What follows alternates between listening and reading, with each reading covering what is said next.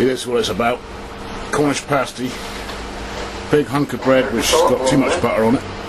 Pretty cool. Some of Mary's homemade parsnip, curried parsnip sauce soup. Started YouTube. And maybe exchanging stickers with people around the world. YouTube Garage Gang on the computer. Really neat. And the heater.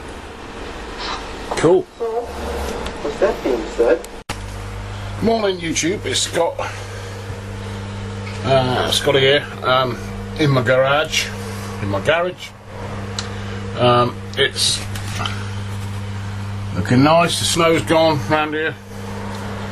Right, what have I been up to and what am I up to? Right, first things first, in addition to the sticker board, gentleman by the name of Martin, who basically collects up and buys stuff that's sorry about that, stuff that's buggered and makes it good, restores it back to usable condition usually, makes a good job of restoring it, I must say, in order to make a bit of cash. That's what he gets up to, and he does lots of different, all sorts of different things, from plastic toys to cars to lawnmowers to most recently a CB radio. So if that sort of thing floats your boat like it does me, go and check him out. Some interesting stuff. Oh yeah, that's what I was wondering in here. So what have I been up to? I've got the front grill on, fitted up, so it looks a little bit more like a pig.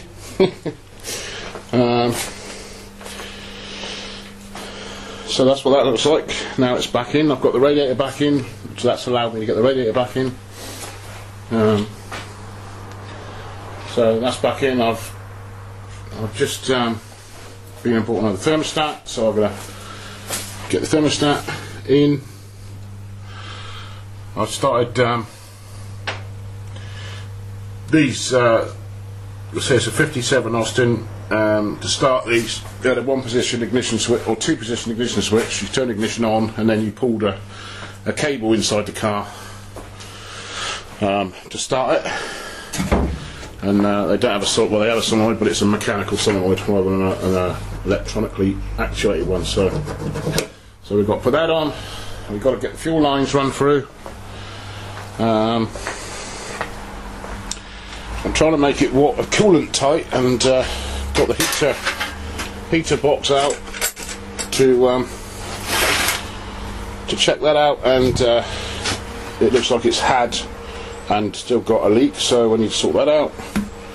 There's a bit of solder, you see that there, just cracked there. There's a rubber I don't know, rubber ring, I guess, that sits between there and the back of the tap there, and it's what seals the two together, so that needs to be sealed. I'm either going to do that or come up with a bit of a different idea, I'm not sure yet.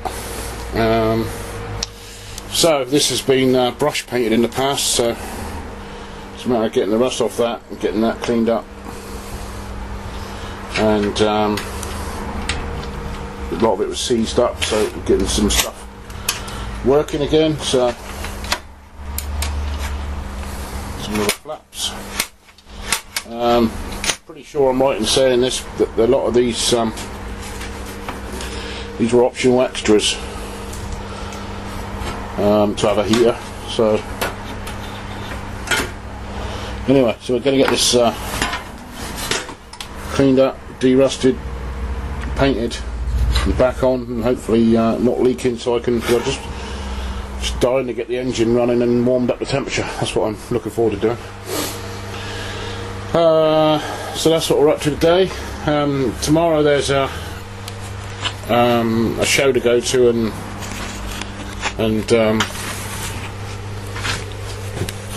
what would you call it?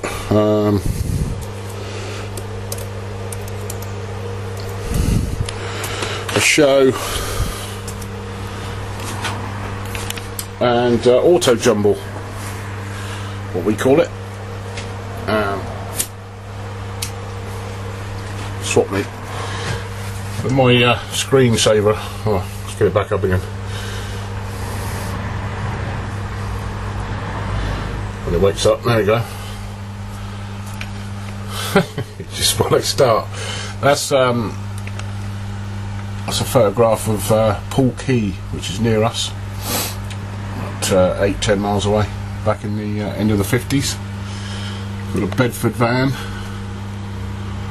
and I believe that is a standard Vanguard, or a standard anyway, certainly a standard of some description. There's an old Austin J4 in the background there. Anyway, yeah, Poole Quay. Excuse me. Anyway, excuse me. It's a lot different nowadays. They've done the typical thing of developing. It's got posh yuppie flats in it now. But there you go. So that's it. So that's what we're up to, and I'll catch you up later when there's something interesting to talk about. Cheers, bye.